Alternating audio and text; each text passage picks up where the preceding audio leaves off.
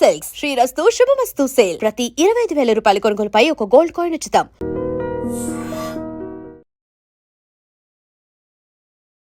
నమస్కారం, welcome to I dream. ధర్మ మార్గం విత్ విజిత కార్యక్రమానికి స్వాగతం.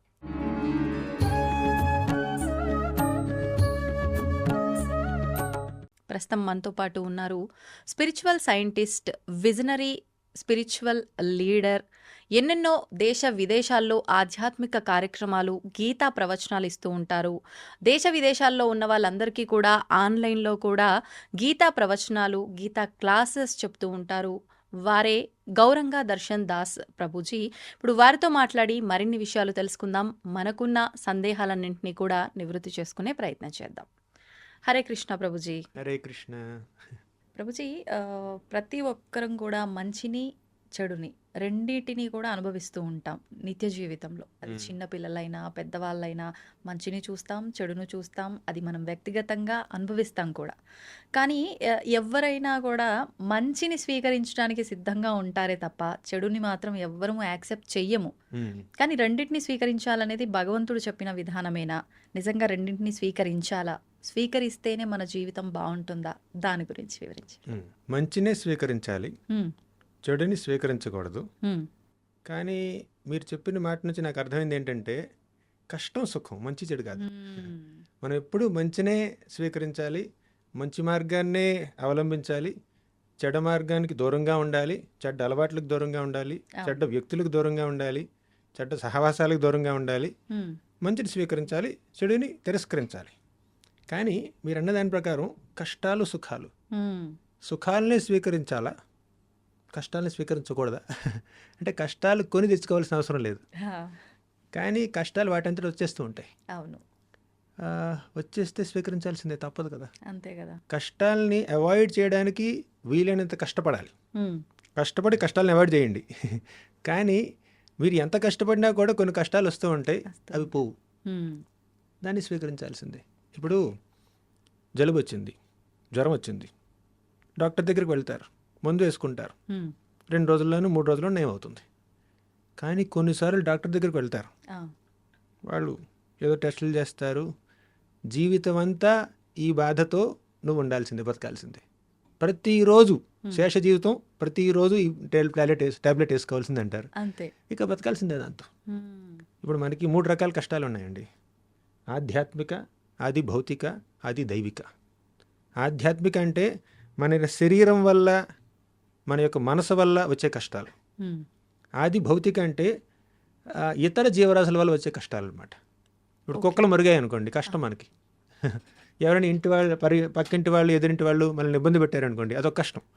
అంటే ఇతరుల వల్ల మనకు కలిగే కష్టాలని ఆది భౌతిక కష్టాలు అంటారు. ఇక మూడవది ఏమిటంటే ఆది దైవిక, అంటే దైవికంగా కలుగుతాయి అనమాట. ఇది ప్రకృతిలో వస్తాయి కదా, సునామీలు రావచ్చు, విపత్తులు, బాగా వడదెబ్బ తగలొచ్చు, ఎండ పెరిగిపోవచ్చు, చలి పెరిగిపోవచ్చు. అది మన చేతిలో లేదు. ఇప్పుడు అధిదైవిక క్లేశాలు అంటారు, వాటిని మనం స్వీకరించాల్సిందే. అంటే ప్రకృతి నియమాల ప్రకారం ఎండ పెరిగినా, చలి పెరిగినా, వాన పెరిగినా, కుంభవృష్టి కురిచినా, అతివృష్టి వచ్చినా, అనావృష్టి వచ్చినా తప్పదు, మనం స్వీకరించాల్సిందే. దానికి ఏం చేయలేం. కానీ మన చేతుల్లో ఉన్నంత వరకు కష్టాలని అధిగమించి కొని తెచ్చుకోకుండా మంచి మార్గాన్ని పాటిస్తూ సుఖాలని కోరుకోవడంలో తప్పులేదు. కానీ కష్టం వచ్చినా సుఖం వచ్చినా కూడా అది భగవంతుడి నిర్ణయం మేరకు మాత్రమే వచ్చింది అన్న విషయాన్ని మనం అర్థం చేసుకుని స్వీకరించాలి. కష్టాన్ని తొలగించుకోవడానికి ప్రయత్నించాలి. కానీ మీరు ఎంత మానవ ప్రయత్నం చేసినా కూడా ఇంకా కష్టం ఉంది అనుకోండి, ఏం చేస్తారు? ఇంకా అనుభవించాల్సిందే. అంతే. ఇప్పుడు ఇందాక మీరు అన్నట్లుగా మంచి వారితోటే స్నేహం చేయాలి, మంచి విషయాలే మాట్లాడాలి, మంచివారు ఉన్న దగ్గరే మనం ఉండాలి. పెద్దవాళ్ళు కూడా ఇదే చెప్తుంటారు ఎవరికైనా, పిల్లలకి. కానీ చెడువారితో స్నేహం చేసి మనం చెడుగా ఎందుకు మారాలి? చెడువారితో స్నేహం చేసి వారిని మంచిగా మార్చే ప్రయత్నం చేయటం ఉత్తమమేమో కదా. దాని గురించి ఏం చెప్తారు? మన యొక్క ప్రయత్నం ద్వారా ఇంకొకరి జీవితాన్ని పాజిటివ్గా ప్రభావితం చేయాలంటే ముందు మనం పాజిటివ్గా మారాలి. మనలో మంచి అలవాట్లు ఉంటే ఎదుటి వారికి మంచి అలవాట్లు నేర్పించగలుగుతాం. లేదంటే వారి చెడ్డ అలవాట్లకి మనం బానిసలం అయిపోతాం. వాస్తవం. ఇప్పుడు కబడ్డీ ఆడుతున్నారు అనుకోండి, ఈ ఆడేవాడు గట్టిగా ఉంటే హ్మ్. ఎదుటివాడు వెళ్ళి అవుట్ అవ్వకుండా వచ్చేస్తాడు అనమాట. వీక్గా ఉన్నాడు అనుకోండి అక్కడ వెళ్ళిపోతాడు, వీడే సరెండర్ అవుతారు. సరెండర్ అవుతారు. అవునా? అలాగే మన కబడ్డీ ఆడేవాళ్ళు వెళ్ళేవాళ్ళు కొంచెం వాళ్ళకి శక్తి కూడా చూసుకోవాలి. చూసుకోవాలి. అలాగే మనం మన సాధన చేసి మంచి మార్గాన్ని ధర్మ మార్గాన్ని ఆచరించి హ్మ్. ఎదుటి వారిని పాజిటివ్గా ఇన్ఫ్లుయెన్స్ చేయొచ్చు, వారికి 4 మాటలు మంచి మాటలు చెప్పొచ్చు. హ్మ్. కానీ మనలో అంత పరిపక్వత లేదనుకోండి, ఆహా. ఎదుటివారి చెడు ప్రవర్తన వల్ల మనం ఇన్ఫ్లుయెన్స్ అయ్యే అవకాశం ఉంది. ఓకే. చెడు దాని నుంచి తొందరగా మనం అట్రాక్ట్ అవుతాము అంటూ ఉంటారు కదా, ఆ, అలా. హ్మ్. ఇప్పుడు డాక్టరు పేషెంట్ ట్రీట్ చేయాలి, అవునా?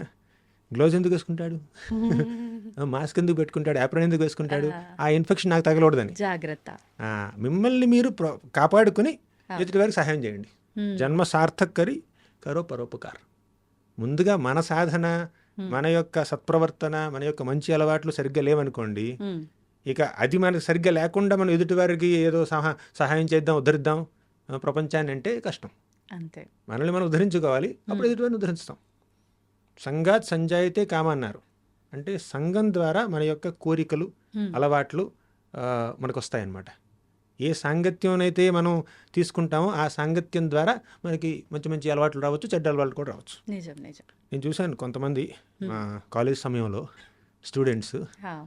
అంటే మంచి కుటుంబంలో జన్మించారు. హ్మ్. వాళ్ళ పేరెంట్స్ కొంచెం స్పిరిచువల్ ఇంక్లినేషన్స్ ఉన్నాయి, ఆధ్యాత్మిక ఇంక్లినేషన్స్ ఉన్నాయి వాళ్ళకి. కానీ హాస్టల్కి వచ్చారు, హ్మ్.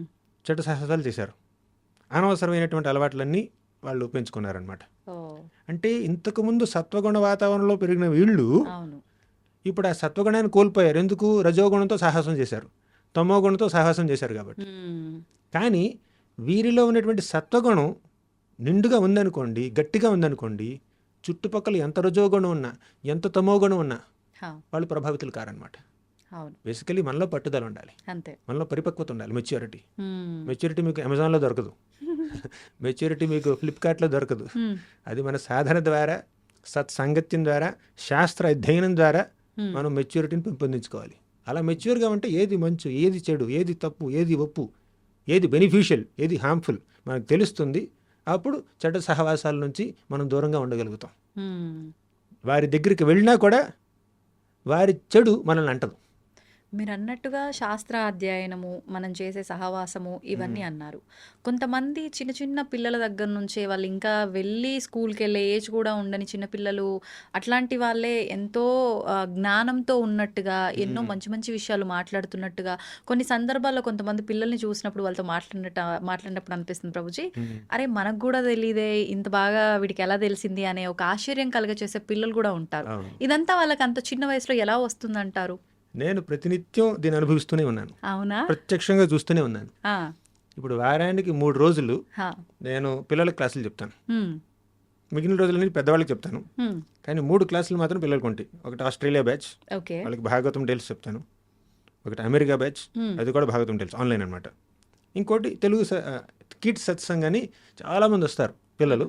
సో వాళ్ళందరూ ఇండియన్, వేరే కంట్రీస్ నుంచి కూడా వస్తుంటారు అనమాట. ఓకే. సో కనీసం వారానికి 3 గంటల పాటు నేను పిల్లలతో ఉంటాను, భాగవతం చెప్తూ, భగవద్గీత చెప్తూ, వాళ్ళకి శ్లోకాలు చెప్తూ. 5-6 ఏళ్ళ పిల్లలు, 8 ఏళ్ల పిల్లలు, 10 ఏళ్ల పిల్లలు ఎంత చక్కగా చెప్తారంటే పెద్దవాళ్ళు కూడా వాళ్ళ తల్లిదండ్రులకు కూడా ఆ శ్లోకాలు రావట్లేదు. అవును. వీళ్ళు విశ్లేషించినటువంటి పద్ధతి చూస్తే పెద్దవాళ్ళు కూడా ఆశ్చర్యం కలుగుతుంది. అవును. ఎందుకంటే భగవద్గీతలో 6వ అధ్యాయంలో శ్రీకృష్ణుడు అంటాడు, ఎవరైనా ఒక యోగ మార్గాన్ని, అంటే ఆధ్యాత్మిక మార్గాన్ని అవలంబించి చనిపోయే ముందు పెర్ఫెక్షన్ పొందలేదు అంటే ఆ యోగ మార్గాన్ని వాళ్ళు కంప్లీట్ చేయలేదు.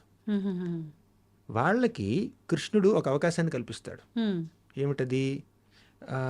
మళ్ళీ శుచీనాం శ్రీమతాంగేహే, అంటే మంచివారి ఇళ్లల్లో, వైష్ణవుల ఇళ్లల్లో మళ్ళీ పుట్టి వారి యొక్క ఆధ్యాత్మిక జీవనాన్ని కొనసాగించేందుకు చేస్తాడనమాట.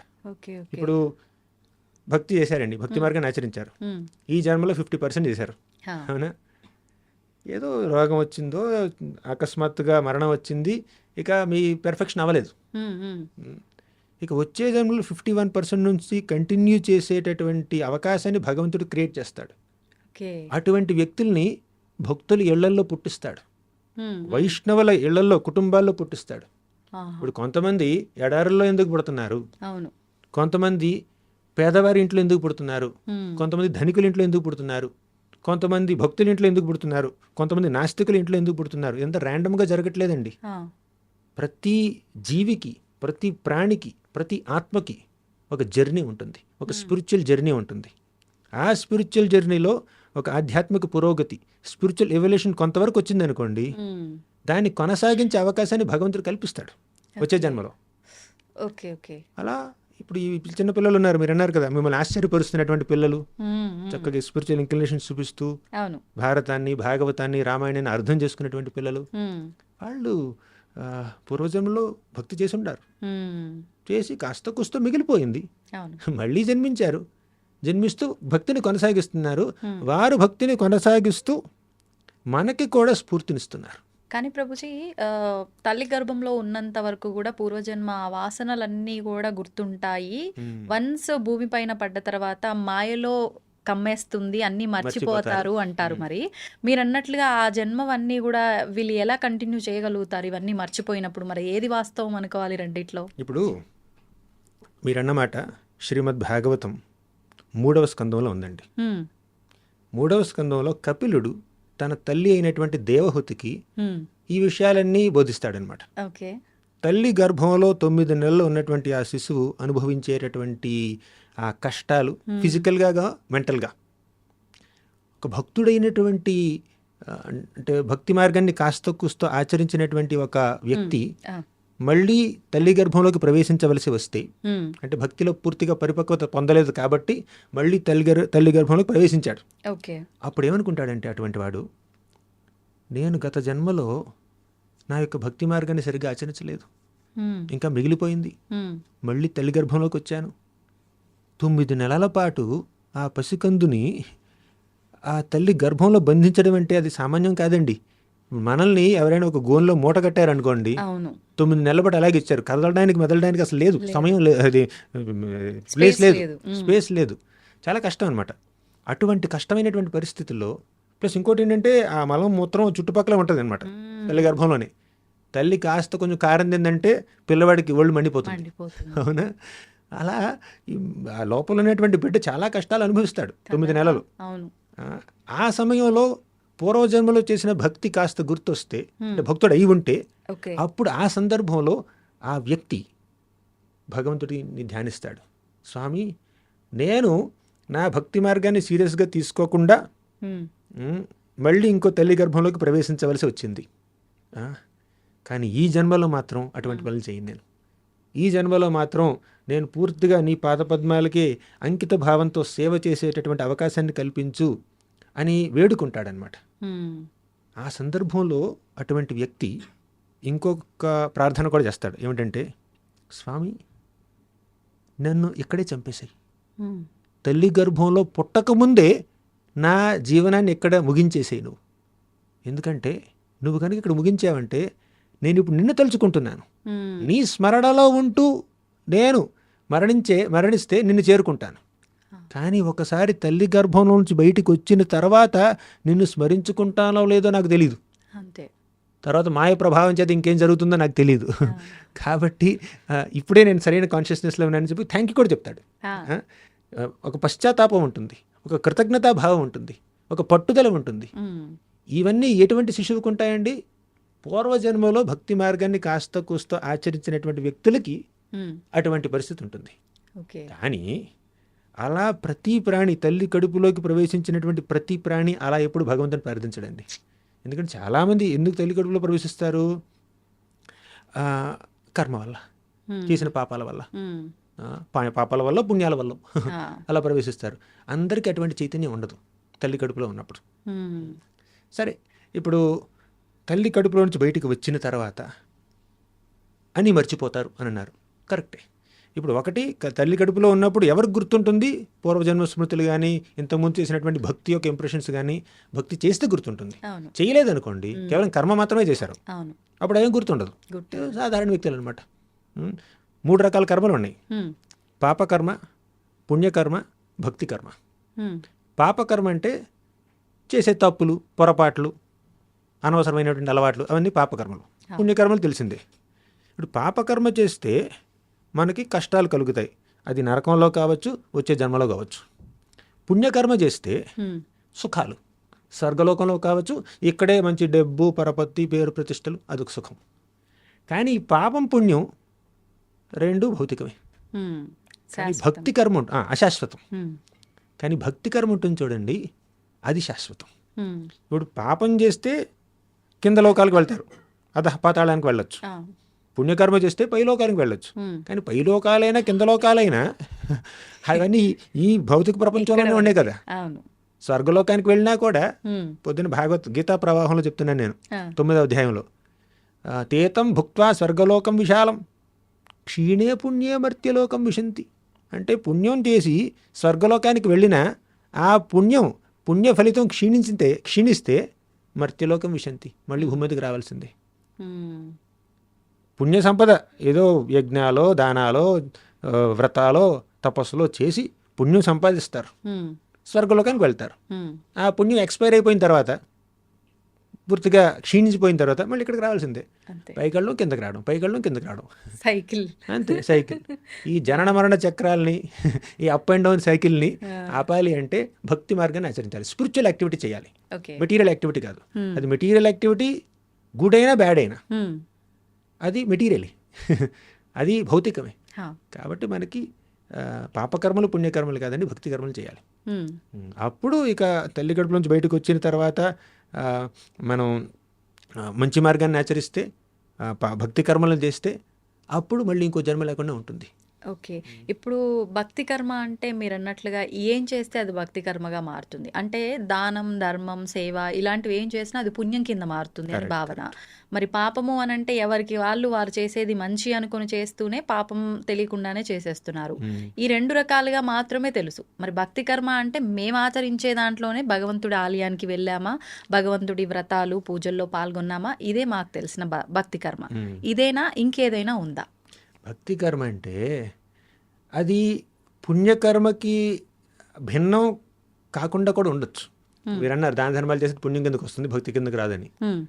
మీరు చేసే దాన ధర్మాలు కూడా భక్తి భావనతో చేస్తే అది భక్తి కర్మల కింద మారచ్చు. అంటే ఏ రకంగా భక్తి భావన ప్రభుజీ? అంటే మనం ఏ కార్యక్రమం చేసినా కూడా లోపల ఒక మనస్తత్వం ఉంటుంది, లోపల ఒక కోరిక ఉంటుంది, ఒక కాన్షియస్నెస్, ఇంటెన్షన్, మోటివ్ ఉంటుంది, ఆశ ఉంటుంది అన్నమాట. ఏ భావనతో చేస్తున్నాం. ఫర్ ఎగ్జాంపుల్, ఒక వ్యక్తి దానం చేశాడండి, అవునా? కొంతమంది దానం చేసే వ్యక్తులు ఏమంటారు తెలుసా? దేవుడు ఈ దీనుల మీద దయ చూపించకపోతే నేను చూపించాను, నేనే దేవుడిని అనుకుంటాడు. దానం చేస్తున్నాడు, మంచి పని అది. కానీ ఏ భావనతో దానం చేస్తున్నాడండి? నేను దేవుడిని చేస్తున్నాడు, దేవుడు లేడని చూపిస్తున్నాడు, అంతే. నేను లేకపోతే వీళ్ళకి గతే లేదు అన్నట్టు చేస్తున్నాడు. కరెక్ట్. ఇంకొకరు ఏమంటారు?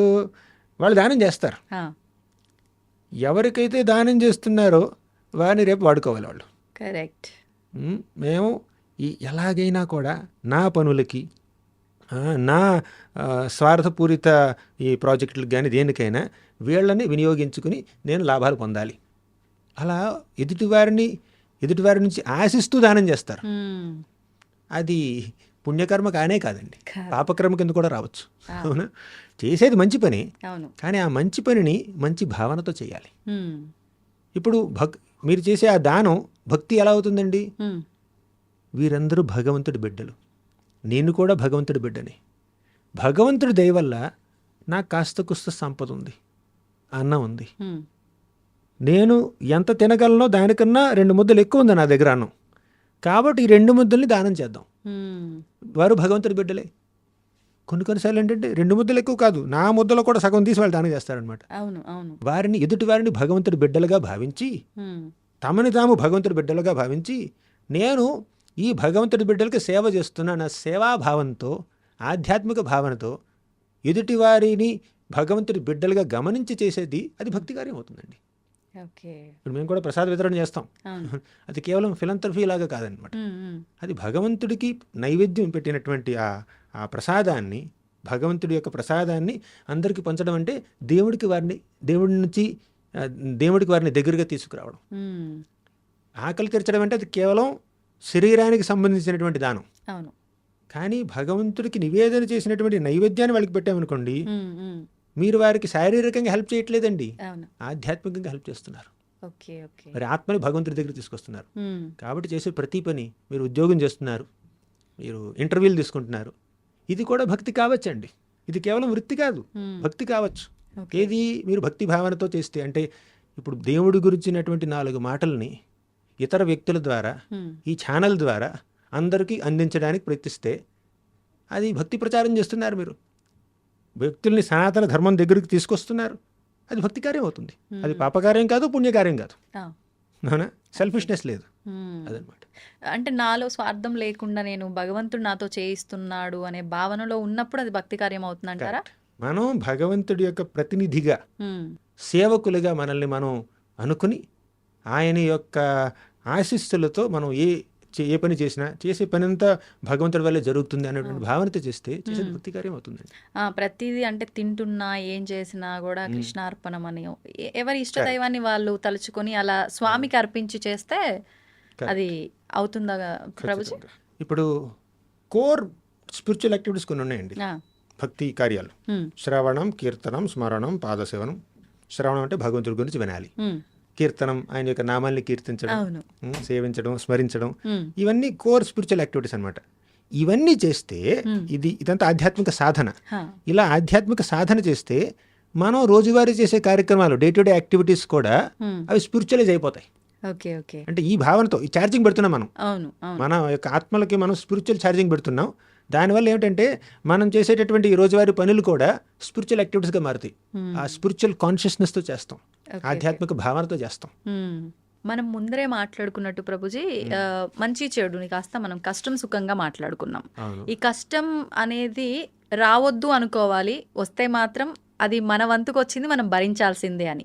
కానీ అంటే ఎవరికి వారు కష్టం అనుభవిస్తున్నప్పుడు ప్రతి ఒక్కరూ అనుకునేది ఏంటి అంటే, నేను చాలా ఎక్కువ కష్టం అనుభవిస్తున్నా, ఈ కష్టం నేనంటే పడని వారికి కూడా రావద్దు స్వామి అని చెప్పి భావిస్తూ ఉంటాము. కరెక్ట్. కానీ కుంతి మాత మాత్రం నాకు కష్టాలని ప్రసాదించు స్వామి కృష్ణ అని చెప్పి అడిగింది అని చెప్పి, ఎందుకని అలా అడిగిందంటారు? విపదః సంతు తాః శశ్వద్ తత్ర తత్ర జగద్గురు భవతో దర్శనం యస్యాత పునర్భవ దర్శనం. ఈ శ్లోకం కన్నా ముందు ఇంకోటి చెప్పాలండి. హ్మ్. విషాన్మహాగ్నేః పురుషాద దర్శనాత్ అసత్సభాయా వనవాస కృచ్ఛ్రత మృధే మృధేనేక మహారథాస్త్రతో ద్రౌణ్యస్త్రతశ్చాస్మ హరేభిరక్షితాః. ఒకసారి కృష్ణుడు కురుక్షేత్ర సంగ్రామం అయిపోయిన తరువాత హ్మ్. ఆయన హస్తినాపురాన్ని విడిచిపెట్టి ద్వారకా నగరానికి వెళ్తున్నాడండి. ఆ. అప్పుడు వెంటనే ఉత్తరామాత పరిగెత్తుకుంటూ వచ్చింది. ఉత్తర ఎవరు తెలుసా? హ్మ్. అభిమన్యుడి భార్య, ఓ. అర్జునుడి కోడలు. ఆ. ఆ. అవునా? అర్జునుడి శిష్యురాలు కూడా. ఆహా. అర్జునుడు డ్యాన్స్ నేర్పించాడు విరాట్ పర్వంలో, విరాట్ మహారాజ్ కుమార్తె. ఓకే. ఓకే. సో ఉత్తర అభిమన్యుడి భార్య పరిగెత్తుకుంటూ వచ్చింది. అప్పుడు ఆవిడ గర్భిణీ స్త్రీ, ఆ. గర్భవతి. అభిమన్యుడు చనిపోయాడండి, యుద్ధంలో చనిపోయాడు. దారుణంగా చంపేశారు ఈ దుర్యోధనుడు, కర్ణుడు, వీళ్ళందరూ కలిపి. కానీ ఇప్పుడు ఆవిడ పరిస్థితి ఏమిటంటే, అశ్వత్థామ పాండవుల యొక్క ఆఖరి వారసుడిని చంపడం కోసం ఒక బ్రహ్మాస్త్రాన్ని విడిచిపెడతాడు. ఇప్పుడు పాండవుల ఆఖరి వారసుడు ఎక్కడున్నాడు? ఉత్తర గర్భంలో ఉన్నాడు, పరీక్షిత్ మహారాజు. అంతకుముందే అశ్వత్థామ ద్రౌపది యొక్క 5 బిడ్డలు చంపేశాడండి. పొడుగు నిద్రపోతున్నటువంటి బిడ్డల్ని చంపేశాడు. రాక్షస ప్రవృత్తి. ఎందుకు? దుర్యోధనుడిని మెప్పించడం కోసం. సరే పాండవులు ఇప్పుడు గెలిచారు, కానీ పాండవులకు వారసులు ఉండకూడదు. నెక్స్ట్ వారసులు ఎవరు? ద్రౌపది యొక్క 5 బిడ్డలు, వాళ్ళని చంపేశాడు నిద్రపోతున్నప్పుడు. తర్వాత వారసుడు ఎవరు? మనవడు కదా, పరీక్షిత్ మహారాజు. ఉత్తర గర్భంలో ఉన్నాడు, అతను కూడా చంపేద్దామని చెప్పి బ్రహ్మాస్త్రాన్ని విడిచిపెట్టాడు. అప్పుడు ఉత్తర పరిగెత్తుకుంటూ వచ్చింది కృష్ణుడి దగ్గరికి. పాహి పాహి మహాయోగిన్ దేవదేవ జగత్పతే న అన్యం త్వదభయం పశ్యేత్ యత్ర మృత్యు పరస్పరం అనుకుంటూ పరిగెత్తుకుంటూ వచ్చింది. అప్పుడు కృష్ణుడు ఏం చేశాడంటే, అంగుష్ఠమాత్రం అమలం అంటే ఒక బొటను వేలు అంత సైజులో ఉత్తర గర్భంలోకి ప్రవేశించాడు. తన యొక్క కౌముదికి గదతో, తన యొక్క శక్తితో అశ్వత్థామ విడిచినటువంటి బ్రహ్మాస్త్ర శక్తిని పూర్తిగా నిర్జించి ఆ బిడ్డని కాపాడాడు. ఇక ద్వారకకి ప్రయాణం చేయబోతున్నాడు. అప్పుడు వచ్చిందండి కుంతిమాత. అప్పుడు ఈ శ్లోకం చెప్పింది. నేను చెప్పాను 2 శ్లోకాలు చెప్పింది, ఈ 2 శ్లోకాలు చెప్పింది అనమాట. 2 చెప్పింది ఆ సందర్భంలోనే. ఏమందంటే, విషాన్మహాగ్నేహ పురుషాదర్శనాత్. స్వామి కృష్ణ చిన్నప్పుడు ఉమ్, భీముడి మీద విషప్రయోగం జరిగింది, ఆ, అప్పుడు నువ్వు కాపాడావు. ఉమ్, విషాన్ మహాగ్నేహే, మమ్మల్ని లాక్షాగ్రహంలో బంధించి ఉమ్, అగ్నిలో దగ్ధం చేయాలనుకున్నారు ఈ దుర్యోధన దుశ్శాసనాదులు, అప్పుడు కూడా నువ్వు కాపాడావు. ఉమ్, పురుషాద దర్శనాత్. పురుషాద్ అంటే మనుషుల్ని తినేటటువంటి వాళ్ళండి, క్యానిబల్స్. ఓ, మనుషుల్ని, నరమాంస భక్షకులు అనమాట. అటువంటి వాళ్ళు పాండవుల్ని దాడి చేశారండి. ఎవరు? బకాసురుడు, హిడింబాసురుడు. ఓ, హిడింబాసురుడు, బకాసురుడు, వీళ్ళందరూ క్యానిబల్స్ అనమాట. ఉమ్, ఉమ్, కానీ కృష్ణుడి దయ వల్ల భీముడు వారిని నిర్జించాడు. విషాన్మహాగ్నేహ పురుషాద దర్శనాత్ అసత్సభాయ. ఇంకా అసత్సభలో ద్రౌపది యొక్క కురుల్ని పట్టుకుని ఈ దుశ్శాసనుడు లాక్కుంటూ వచ్చాడండి. ఉమ్, ఆ కురుసభలో అవమానించడానికి ప్రయత్నించాడు, కానీ కృష్ణుడు ఆ అవమానం జరగనివ్వలేదు. ఉమ్, జరగనివ్వకుండా ఒక చీరగా మారి ద్రౌపదిని చుట్టుముట్టి దుశ్శాసనుడి 10,000 ఏనుగులు బలం ఉన్నటువంటి దుశ్శాసనుడిని పూర్తిగా హంబుల్ చేసేసాడు అనమాట కృష్ణుడు. ఆ, అంటే చీర లాగలేకపోయాడు. అవునా? అలా ద్రౌపదిని రక్షించావు, భీముని రక్షించావు, మా అందరినీ రక్షించావు, రాక్షసుల నుంచి రక్షించావు, నరమాంస భక్షకుల నుంచి రక్షించావు. అంతేకాదు మృధే మృధే అనేక మహారథాస్త్రతం, అంటే ఎంతోమంది మహారథులు అర్జునుడి మీద ఎన్నెన్నో బాణాలు వేస్తున్నారండి. ఉమ్, ఉమ్, వాటి నుంచి కూడా కృష్ణుడు అర్జునుడిని రక్షించాడు, పాండవుల్ని రక్షించాడు. ఉమ్, ఇప్పుడు ద్రౌణ్యస్త్రతశ్చాస్మహరేభిరక్షితా. ఇప్పుడు నువ్వేం చేశావు? ద్రౌణి అంటే ద్రోణాచార్యుడి యొక్క బిడ్డ. ఎవరు? అశ్వత్థామ. ఆ, ఇప్పుడు అశ్వత్థామ బ్రహ్మాస్త్రాన్ని విడిచిపెట్టాడు పరీక్షిత్ మహారాజుని చంపడం కోసం, ఉత్తర గర్భంలో పెరుగుతున్నటువంటి ఆ శిశువుని చంపడం కోసం. ఉమ్, ఇప్పుడు ఉత్తర గర్భంలో ఉన్న శిశువుని కూడా నువ్వు కాపాడావు కృష్ణ. ఎన్ని కష్టాల్లో నువ్వు వచ్చి కాపాడుతున్నావు మమ్మల్ని. నువ్వు లేకపోతే మేము ఎలా బతుకుతాం? ఇప్పుడు అందండి తర్వాత మీరు అన్నమాట, కష్టాలు ఆ రా. కష్టాలన్నీ మళ్ళీ కావాలి. ఇప్పుడు ఇన్ని కష్టాల్లో నువ్వు వచ్చి కాపాడావు కదా, ఆ కష్టాలన్నీ నాకు కావాలి మళ్ళీ. ఆ, అంటే విపదః సంతు తాః శాశ్వతంగా ఈ కష్టాలు మాకు కలగాల్సిందే. ఉమ్, విపదః సంతు తాః శాశ్వత్ తత్ర జగద్గురు. ఓ జగద్గురు, కృష్ణం వందే జగద్గురుం. ఆ కష్టాలన్నీ మళ్ళీ కలిగించు. ఉమ్, ఏమంటుందో తెలుసా అండి, మనం అసలు అది ఊహించుకోలేం కూడా. నా బిడ్డ భీముడి మీద మళ్ళీ విషప్రయోగం జరగాలి, మమ్మల్ని మళ్ళీ నరమాంస భక్షకులు ముట్టడి చేయాలి, ఉమ్, మా ఇంటికి మళ్ళీ నిప్పంటించాలి, మా కోడల్ని మళ్ళీ అవమానించాలి. ఇదండి ఒక రకంగా చెప్పాలంటే. ఎవరైనా కోరుకుంటారా ఇలా? కోరుకుంటుంది ఆవిడ. అదే, ఆ, అవునా? విపదః సంతుతాః శాశ్వతంగా ఈ కష్టాలు ఉండని. ఉమ్, తత్ర జగద్గురు. ఎందుకు?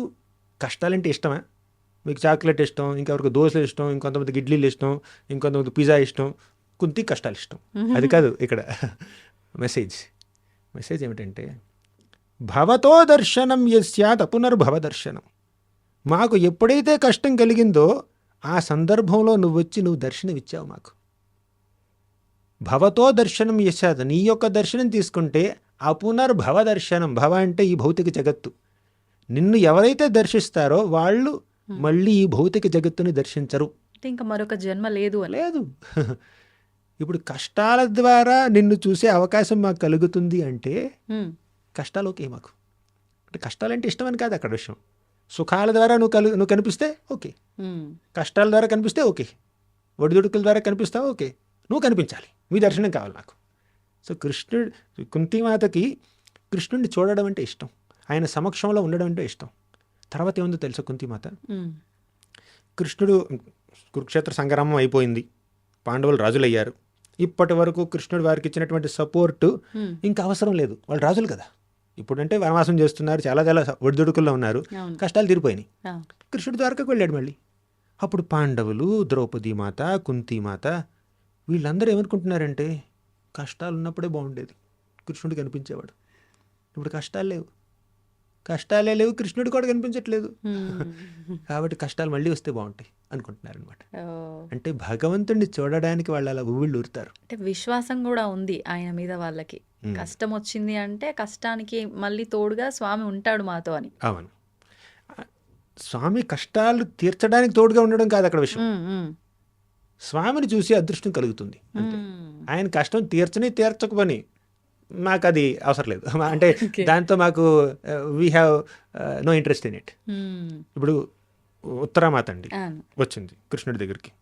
స్వామి, నా బిడ్డని చంపడానికి అశ్వత్థామ బ్రహ్మాస్త్రం విడిచిపెట్టాడు హ్మ్.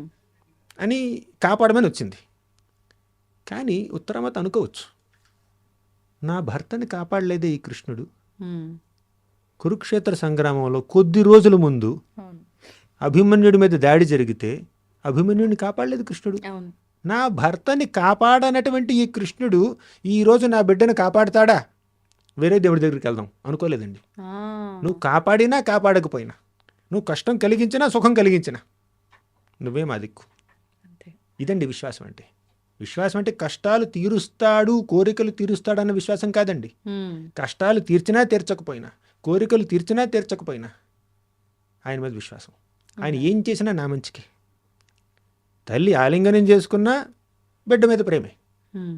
ఒక చెంపదబ్బిచ్చినా కూడా బిడ్డ మీద ప్రేమే. అంతే. ప్రేమతోనే మందలిస్తుంది, ప్రేమతోనే ఆలింగనం చేసుకుంటుంది. హ్మ్. తల్లి తల్లి. అలాగే తండ్రి తండ్రి, అంతే. భగవంతుడు. ఆయన కష్టాలు కలిగించవచ్చు, సుఖాలు కలిగించవచ్చు. హ్మ్. కానీ కష్టం సుఖంతో దేవుడికి భక్తులకి పెద్ద పట్టింపు లేదండి. అదే.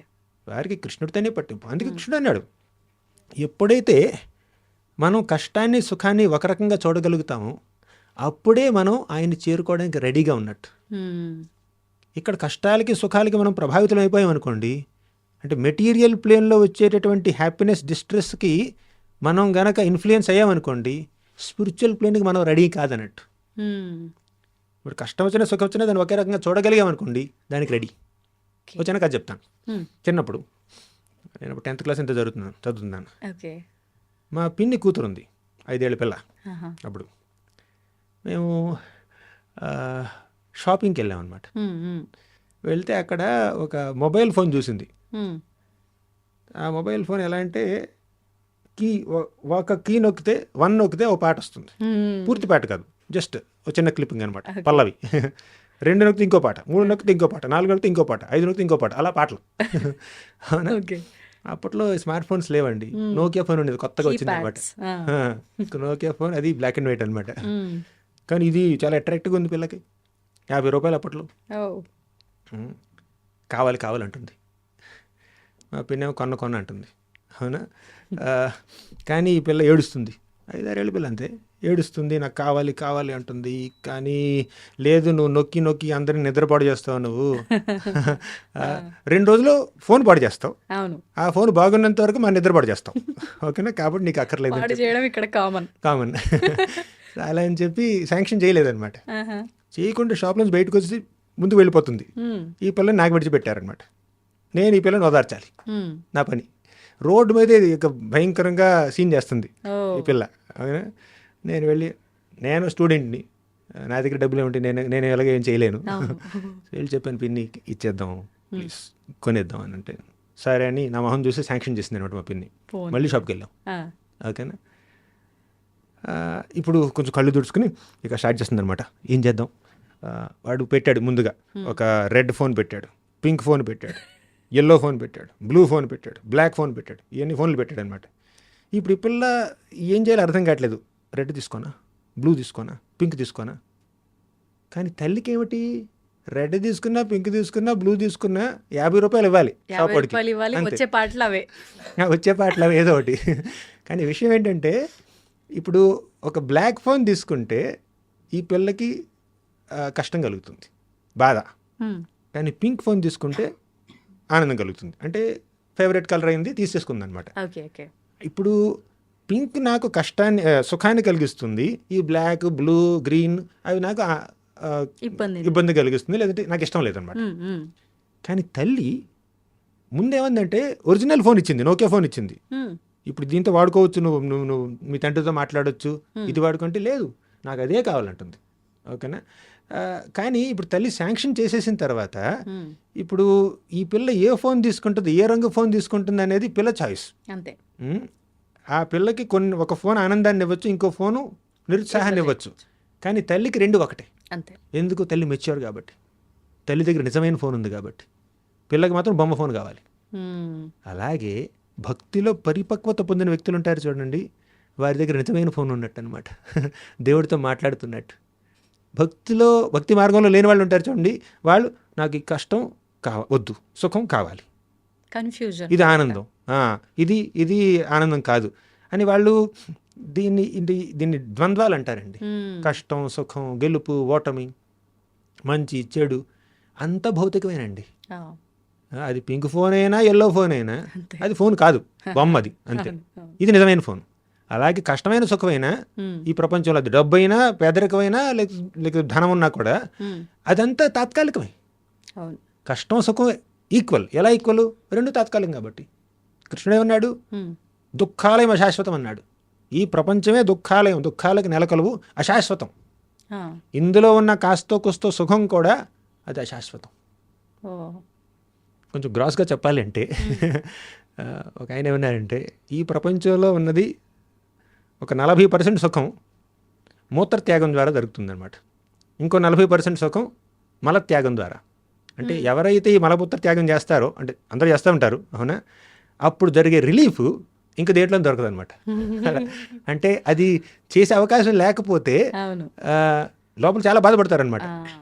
ఇప్పుడు అది ఎమర్జెన్సీలో ఉన్న వ్యక్తులకి హ్మ్.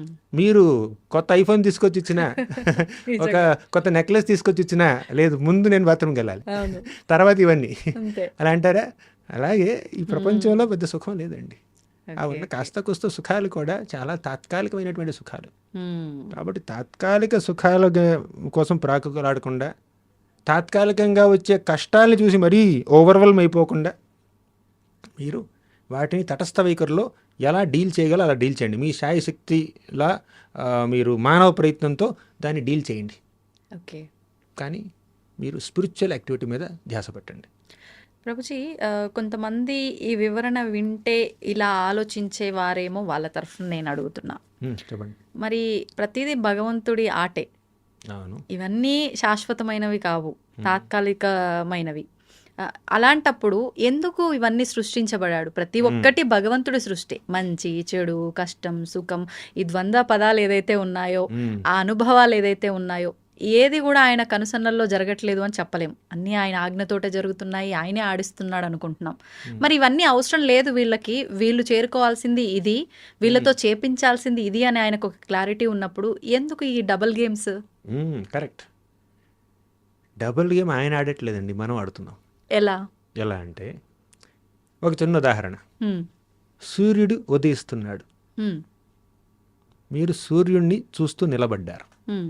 ఏం కనిపిస్తుంది? కాంతి కనిపిస్తుంది. అవును. కానీ మీ వెనుకేముంది? హ్మ్. పొడుగాటి నీడ ఉంది, అవునా? మీరు గనక సూర్యుడిని చూడకుండా సూర్యుడికి వెన్ను చూపించి ఇటు చూశారనుకోండి, ఏం కనిపిస్తుంది? నల్లటి నీడ కనిపిస్తుంది. హ్మ్. సూర్యుడి వైపు తిరిగితే చక్కగా దేదీప్యమానంగా వెలిగిపోయేటటువంటి ప్రకాశం కనిపిస్తుంది అనమాట.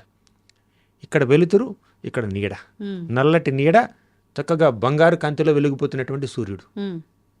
ఏది చూడాలనేది మీ స్వేచ్ఛ, మీ చాయిస్, మీకు ఆ ఫ్రీడమ్ ఉంది. ఇప్పుడు భగవంతుడు సర్వస్వతంత్రుడు. హ్మ్.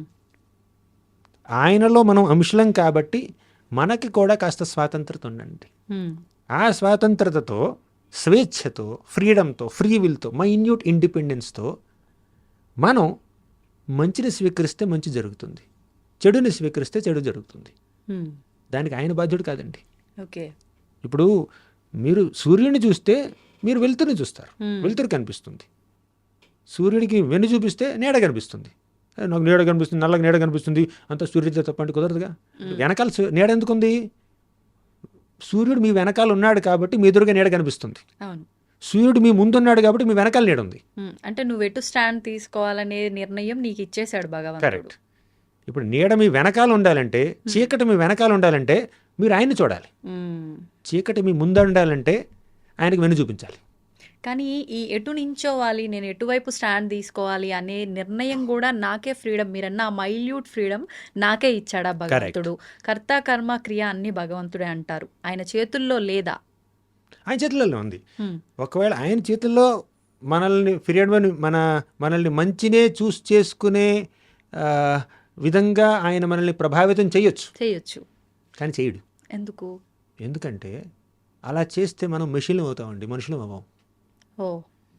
ఇప్పుడు ఈ యంత్రాలం అవుతాం. కరెక్ట్. ఇప్పుడు దీనికి ఉంది, ఈ కెమెరా ఉంది మీకు ఎదురుగా, దీనికి చాయిస్ లేదు. ఆయన కెమెరామెన్ ఎయిట్ తిప్పితే అటే, కరెక్ట్. దాని ద్వారా తిరగలేదన్నమాట. ఒకవేళ కొన్ని కెమెరాలు దాని ద్వారా అది తిరుగుతూ ఉంటాయి, సీసీ కెమెరాలు, అది కూడా ప్రోగ్రామ్ చేశారనమాట. అంతే అంతే. అంటే అవి స్వేచ్ఛతో తిరగట్లేదు, ప్రోగ్రామ్ చేశారు. సిస్టమ్. స్వేచ్ఛని జీరో చేసేసి ఎవరో కంట్రోల్ చేస్తున్నారు, ప్రతి కదలికని కంట్రోల్ చేస్తున్నారు. అవునా? అలా మన యొక్క ప్రతి కదలికని, ప్రతి ఒక్క ఆలోచనని, ప్రతి కోరికని, ప్రతి మనోభావాన్ని భగవంతుడు కంట్రోల్ చేశాడు అనుకోండి, మనం మనుషులం కాదు, మనం వ్యక్తులం కాదు, మనం మనుషులం అయిపోతాం. వాస్తవం. కాబట్టి భగవంతుడు మనకి స్వేచ్ఛనిస్తాడు. ఇప్పుడు ఒక చిన్న ఉదాహరణ అండి. ఒక చిన్న బిడ్డ ఉన్నాడు, తల్లి బర్త్డే వచ్చింది, వెంటనే వెళ్ళాడు, కొంచెం అలా గార్డెన్లోకి వెళ్ళాడు, వెళ్ళి 4 చెట్ల దగ్గర నుంచి పువ్వులు కోసాడు, ఆకులు కోసాడు, ఒక బొకేలా కట్టాడు. చిన్న పిల్లాడు, 5 ఏళ్ళ పిల్లాడు, తనకు తెలిసిన విధంగా బొకేలు కట్టి తీసుకొచ్చి తల్లికిచ్చాడు. ఎంత ఆనందిస్తుందండి, ఎంత ఉప్పొంగిపోతుంది. ఇప్పుడు ఆ బిడ్డ కోసుకొచ్చినటువంటి పువ్వులన్నీ తల్లే పెంచింది, అంతే. బిడ్డను కూడా తల్లే కంది, తల్లే పెంచింది. కానీ ఆ బిడ్డ తన యొక్క స్వేచ్ఛని, తన యొక్క మైన్యూట్ ఫ్రీడమ్ని వాడుకుని తల్లికి నేను ఈ గిఫ్ట్ ఇవ్వాలి బర్త్డే రోజు అన్నటువంటి ఆలోచన తనకు తానుగా కలిగింది కాబట్టి తల్లి ఎంత ఆనందిస్తుంది, ఉప్పొంగిపోతుంది. కానీ ఇప్పుడు ఆ బిడ్డకి ఆలోచన లేదు. తండ్రి అన్నాడు, వెళ్ళి నువ్వు మీ అమ్మకి బొకే ఇస్తావా లేదా? నేనెవరు 4 తన్ని వెళ్ళి బొకే ఇవ్వు అంటే, ఆ రకంగా బొకే తీసుకొచ్చి పిల్లాడు ఇచ్చాడు అనుకోండి, అప్పుడు తల్లి స్వీకరించడానికి ఏమైనా ఇష్టపడుతుందా? తీసుకోవచ్చు, కానీ ఆ మొదటి కేసులో ఉన్న ఆనందం ఈ కేసులో ఉండదు.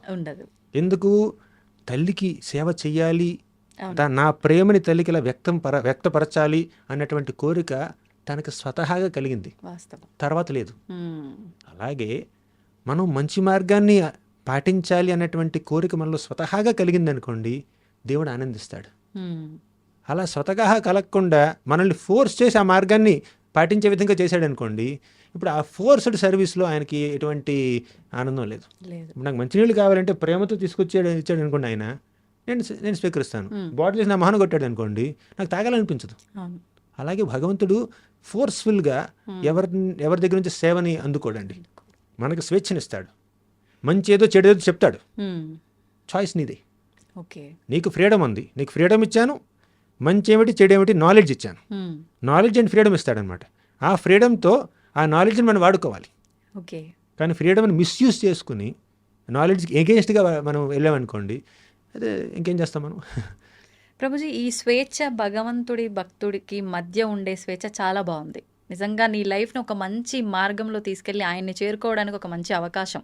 అది అలా భావించిన వాళ్ళు మీరు అన్నట్టు వెలుగుగా తీసుకుంటారు, అలా భావించిన వాళ్ళు చీకటిలోకి వెళ్ళిపోతారు. ఇది పక్కన పెడితే ఈ స్వేచ్ఛ పిల్లల విషయంలో, తల్లిదండ్రుల విషయంలో, ఈ సమాజం విషయంలో కొన్ని రకాలుగా స్వేచ్ఛ బాగుంది, కొన్ని రకాలుగా దుర్వినియోగం పాలైపోయి ఇబ్బందులకు గురిచేస్తుంది. ఏ రకంగా ఉండాలంటారు ఈ స్వేచ్ఛ ప్రస్తుతం? అందుకే మన శాస్త్రాల్లో కొన్ని నియమాలు ఉంటాయి. ఇప్పుడు కృష్ణుడు భగవద్గీతలు ఏమన్నాడండి, మొదట్లో మొత్తం కర్మయోగం చెప్పాడు, జ్ఞానయోగం చెప్పాడు, ధ్యానయోగం చెప్పాడు, తర్వాత భక్తి యోగం చెప్పాడు. ఇక భగవద్గీత అంతా చక్కగా చెప్పి చివరిలో ఏమన్నాడు, యథేచ్ఛసి తథాకురు అర్జున, నీకేం కావాలంటే అది చేయి అన్నాడు. స్వేచ్ఛనిచ్చేశాడు. కానీ స్వేచ్ఛ ఇచ్చే ముందు ఎంతో జ్ఞానాన్ని ఇచ్చాడు. యుక్తాహార విహారస్య యుక్త చేష్టస్య కర్మసు. ఆహారం తీసుకున్నామంటే ఒక నియమం ప్రకారం తీసుకో, ఏది పడితే అప్పుడు ఎప్పుడు పడితే అప్పుడు తినొద్దు. యుక్తాహార, యుక్తి వాడి ఆహారాన్ని స్వీకరించు. విహారస్య, రిక్రియేషన్, ఎంటర్టైన్మెంట్ కూడా ఇక రోజంతా ఎంటర్టైన్మెంట్ కాదు, దానికి కూడా ఒక రెగ్యులేషన్ ఉండాలి. యుక్త ఆహార విహారస్య యుక్త చేష్టస్య కర్మసు. పని కూడా ఇక వర్కాహాలిక్స్ ఉంటారు కదా, 24 గంటలు పని చేస్తూనే ఉంటారు, అలా కాదు, ఒక రెగ్యులేషన్ ఉండాలి చెప్పాడు కృష్ణుడు. యుక్త ఆహార విహారస్య యుక్త చేష్టస్య కర్మసు యుక్త స్వప్నావబోధస్య. నిద్ర కూడా ఒక రెగ్యులేటెడ్గా ఉండాలి. నిద్ర తగ్గిపోయింది అనుకోండి ఫంక్షన్ చేయలేం, నిద్ర మరీ ఎక్కువైపోయింది అనుకోండి ఇక సోమర్తనం వస్తుంది, మొత్తానికే చేయలేం, అసలే చేయలేము. అలా ఒక రెగ్యులేషన్ ఉండాలి మనం చేసే పనిలో. ఇప్పుడు రెగ్యులేషన్ ఉండాలి అని చెప్పి కృష్ణుడు చెప్పాడు, జ్ఞానం ఇచ్చాడు. కానీ చివరిలో ఏమన్నాడు, యథేచ్ఛసి తథాకురు, నీ ఇష్టం. రెగ్యులేషన్ ఉంటే మంచిదని నేను చెప్తున్నాను, కానీ రెగ్యులేటెడ్గా నువ్వు ఉండనని నువ్వు అనుకుంటే నీ ఇష్టం, అది పద్ధతిలా ఉండాలి, తర్వాత ఏం చేస్తావో నీ ఇష్టం. అంతే. యథేచ్ఛ తథాకరు, ఆ స్వేచ్ఛనిచ్చాడు. అలాగే ఇప్పుడు తర్వాత ఏమన్నాడంటే అనుద్వేగకరం వాక్యం సత్యం ప్రియహితం చేయత్ స్వాధ్యాయాభ్యసనం చైవ వాంగ్మయం తప ఉచ్యతే అన్నాడు. అంటే ఎదుటివారికి ఉద్వేగం కలిగించకుండా మాట్లాడు, సత్యం చెప్పు, శాస్త్రాల్ని అధ్యయనం చెయ్యి, ఈ విధంగా నీ యొక్క వాక్శక్తిని వినియోగించన్నాడు. కానీ కొంతమంది వాక్శక్తిని ఇంకో రకంగా వినియోగించారనుకోండి, ఎదుటివారిని నిందించడానికో లేదంటే బాధించడానికో ఇంకేదో పిచ్చి పిచ్చి పనులు చేయడానికో చేశారనుకోండి, అది వారి యొక్క స్వేచ్ఛ. ఇప్పుడు స్వేచ్ఛనిచ్చాడు, జ్ఞానాన్ని కూడా ఇచ్చాడు. ఇప్పుడు తల్లిదండ్రులు పిల్లలు అంటున్నారు మీరు. పిల్లలకి తల్లిదండ్రులు జ్ఞానాన్ని ఇవ్వాలి, ఏది మంచి ఏది చెడు చెప్పాలి, ఆ జ్ఞానంతో పాటు స్వేచ్ఛనివ్వాలి. ఆ స్వేచ్ఛని వాళ్ళు దుర్వినియోగం చేసుకున్నారనుకోండి, అది వారి తప్పు అవుతుంది. కానీ స్వేచ్ఛ ఇచ్చే ముందు జ్ఞానం ఇవ్వలేదనుకోండి, ఇది వీరి తప్పు అవుతుంది, తల్లిదండ్రులు తప్పు అవుతుంది. కరెక్ట్.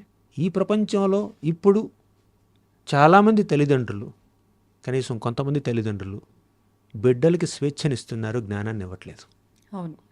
వారికి వాల్యూస్ ఏంటి, వర్చ్యూస్ ఏంటి, మోరల్స్ ఏంటి, ప్రిన్సిపల్స్ ఏంటి, ఎథిక్స్ ఏంటి అవి నేర్పించకుండా కేవలం చేతికి ఒక ఐఫోన్ ఇచ్చారనుకోండి, ఏమవుతుంది అంటే వారికి స్వేచ్ఛతో పాటు జ్ఞానాన్ని ఇవ్వాలి, ఏది మంచి ఏది చెడు చెప్పాలి. చాలామంది పిల్లలు ఉన్నారు, నేను చూస్తున్నాను, ప్రతిరోజు చూస్తున్నాను, చాలామంది పిల్లలు తల్లిదండ్రులు వారికి విలువలు ఇస్తున్నారు, ఆధ్యాత్మిక జ్ఞానాన్ని ఇస్తున్నారు, గుడికి తీసుకువెళ్తున్నారు, సంప్రదాయం ఏంటి చెప్తున్నారు, మనం ఇలా బట్టలు వేసుకోవాలి, ఇలా బొట్టు పెట్టుకోవాలి, లేదంటే ఇలా జపం చేయాలి, ఇలా శాస్త్రాలు చదవాలి, పెద్దవారికి ఇలా నమస్కరించాలి, ఇలా గౌరవించాలి, ఇలా తినాలి, ఇలా పడుకోవాలి, ఇలా వస్త్రధారణ ఉండాలి, వేషధారణ ఇలా ఉండాలి అని వాళ్ళకి మంచి మంచి విషయాలు చెప్తున్నారు. ఇన్ని చెప్పిన తర్వాత కూడా పిల్లలు విచ్చలవిడిగా ప్రవర్తిస్తే అది పిల్లలు తప్పవుతుంది. కానీ అసలు మంచిది చెడు చెప్పకుండా ఉంటే తల్లిదండ్రులు తప్పవుతుంది. అది ఇప్పుడు బిడ్డ ఉన్నాడు, ఎదురుగా తండ్రి సిగరెట్టు, ఇప్పుడు తల్లులు కూడా సిగరెట్లు కలుస్తున్నారు కొంతమంది, అవునా, కొంతమంది మద్యం సేవిస్తారు, ఇంకేదో. ఇప్పుడు చిన్నపిల్లలు ఉన్నారండి, వారు ఎవరింటికి పక్కింటి వాళ్ళు వెళ్ళారు తల్లిదండ్రులతో పాటు, తల్లిదండ్రులు వాళ్ళని చక్కగా పలకరిస్తారు, ఆప్యాయంగా పలకరిస్తారు, ఫ్రెండ్స్లా ఉంటారు. వాళ్ళు ఇంటికి రాగానే వాడు ఇలాగా వీడు ఇలాగా అని చెప్పి తిట్టుకుంటారు అనమాట. ఇదంతా పిల్లలు చూస్తున్నారు, చిన్నపిల్లలు చూస్తారు. ఓహో, ఆంటీ అంకుల్ ఎదురుగా మనం నవ్వుతూ మాట్లాడాలి, వెనక్కొచ్చి తిట్టచ్చు, అదే నేర్చుకుంటారు వాళ్ళు, అదే వాస్తవం అనుకుంటారు. ఇలాగే ఉండాలి. ఇది అంటే డిప్లొమసీ, ఆ డూప్లిసిటీ, ఆ హిపోక్రసీ వాళ్ళకి చిన్నప్పటి నుంచే అలవాటైపోతుంది తల్లిదండ్రులు చూసి. కరెక్ట్. అవునా? పిల్లల ముందే తల్లిదండ్రులు ఎదురు వాళ్ళతో బూతులు మాట్లాడారనుకోండి, పిచ్చి పిచ్చి మాటలు మాట్లాడారనుకోండి, అసభ్యంగా ప్రవర్తించారనుకోండి, అది చూసి పిల్లలు ఏం నేర్చుకుంటారండి? అంతే, అదే నేర్చుకుంటారు. అంటే బిడ్డల్ని కన్నప్పుడు వారిని విలువలతో ఒక పద్ధతిగా పెంచవలసినటువంటి బాధ్యత కూడా తల్లిదండ్రులు ఉంది. అంటే కృష్ణుడు అంటాడు భగవద్గీతలో, ధర్మావిరుద్ధో భూతేషు కామోస్మి భరతర్షభ. ధర్మ అవిరుద్ధో భూతేషు అంటే ధర్మానికి విరుద్ధం కానటువంటి కామాన్ని నేనే అన్నాడు కృష్ణుడు. కామం అంటే స్త్రీ పురుషుల మధ్యలో ఉండేటటువంటి ఆ కామం ధర్మానికి విరుద్ధం కాకపోతే అది సాక్షాత్తు భగవంతుడే, దేవుడే, దైవత్వం. అది అంటే ధర్మానికి విరుద్ధంగా లేనటువంటి కామం అంటే శాస్త్రసమ్మతంగా స్త్రీ పురుషులు వివాహం చేసుకుంటారు, చేసుకుని శాస్త్రసమ్మతంగా ధర్మాన్ని ఆచరిస్తూ బిడ్డల్ని కంటూ ధర్మ ప్రకారం బిడ్డల్ని పెంచుతూ ఉంటారు. అది ధర్మ అవిరుద్ధో భూతేషు కామోస్మి భరతర్షభ. అది అటువంటి ఎగ్జాంపులరీ గృహస్థ జీవనం సాక్షాత్తు భగవంతుడే. ధన్యవాదాలు Prabhuji. Hare Krishna. And for more videos, Please subscribe to iDream. Please subscribe to iDream. Please subscribe iDream. And please subscribe to iDream. For more videos, subscribe to iDream. please like, share and subscribe to the channel. Congratulations, iDream. Subscribe to iDream. Subscribe to iDream. So subscribe to iDream Media. iDream ki iDream team అందరికి huge congratulations. Please subscribe iDream Media. Please subscribe to iDream. Subscribe iDream. Please subscribe to iDream. iDream అంటే నా కళల ఛానల్ను subscribe చేసుకున్నారు, నోరు తిరుగుతలేదు, మీరైతే గంట గుర్తు కొట్టండి. For more such videos, please subscribe to iDream. Subscribe to iDream. Please subscribe to iDream. Please subscribe iDream Media. Please do subscribe to iDream. Please subscribe to iDream Media. For best entertainment and information, please subscribe iDream. And don't forget to subscribe to iDream.